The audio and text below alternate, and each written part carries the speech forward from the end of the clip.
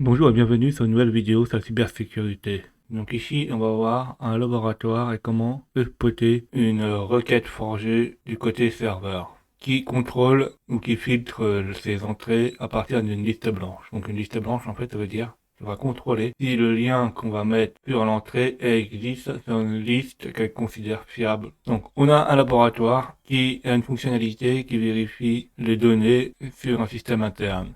Donc pour résoudre ce laboratoire, en fait, il faut changer l'URL de vérification et accéder à l'interface administrateur qui se situe sur le HTTP localhost admin et il faut effacer l'utilisateur Carlos. On sait que le développeur a déployé un anti-SSRF défense, donc c'est un anti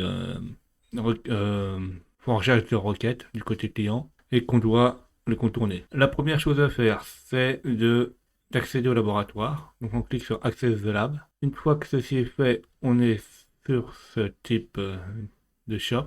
Et là, on va voir comment fonctionne la fonction de vérification des objets. Donc on va sur View Detail sur le premier objet. Et on clique sur Check Stock. Donc là, on voit le poste. Et on voit que sur le poste, en fait, il essaye d'aller sur stock we like to shop.net.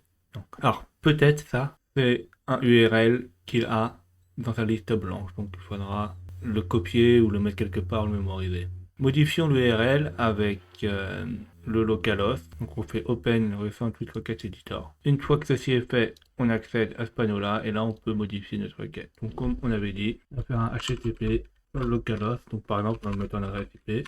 On va mettre admin et on va voir ce qu'il nous dit comme message d'erreur ou pas. On l'envoie et puis il nous dit bah non en fait ils disent que que l'URL doit contenir stock we like to shop.net. Donc ouais, donc c'est pas bon. Donc là il faudra mettre cette chose là pour qu'on contourne la protection. Donc on copie, on le colle. Donc comment on peut l'envoyer? On peut lui faire croire que ça fait partie d'un mail, d'un URL mail ou autre chose, un truc comme ça. Donc on peut par exemple mettre arrobase et le nom à côté. Et on peut mettre n'importe quoi à côté, genre user ou quelque chose qui, mais il faudra séparer. On fait quelque chose juste comme ça là, et on regarde si ça fonctionne. Là, on voit que ça fonctionne pas. On a un 500 internal erreur, et il dit qu'il n'arrive pas à se connecter au stock. Donc en fait, il n'arrive pas à se connecter en interne.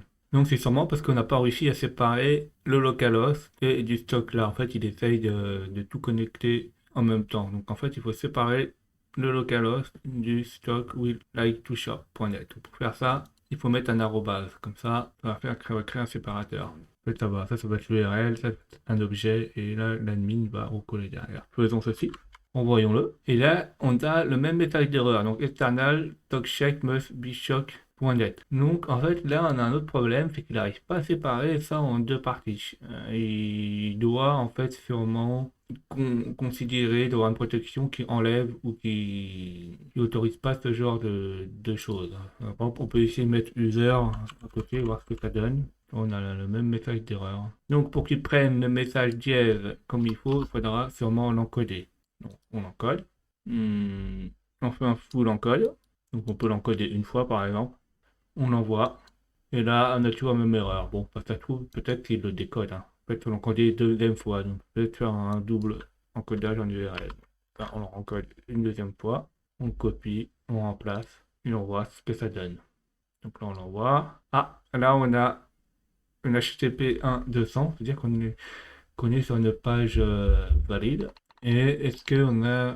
Oui, on a des liens qui nous permettent de supprimer, par exemple, nos utilisateurs, soit Wiener, soit Carlo. Donc là, on doit supprimer le lien utilisateur. Et on a déjà tout le lien jusqu'à admin. Donc en fait, il ne nous reste plus qu'à prendre le delete et username égale Carlo. Ça, c'est en fait le passage de paramètres et l'utilisateur qu'il faut supprimer. On copie. Sur le request, on met à la fin et on l'envoie pour voir ce que ça donne.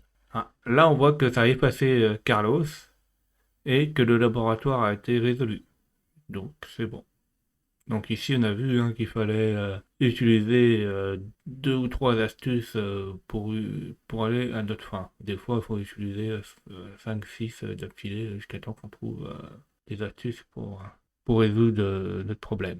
Donc, merci d'avoir vu cette vidéo.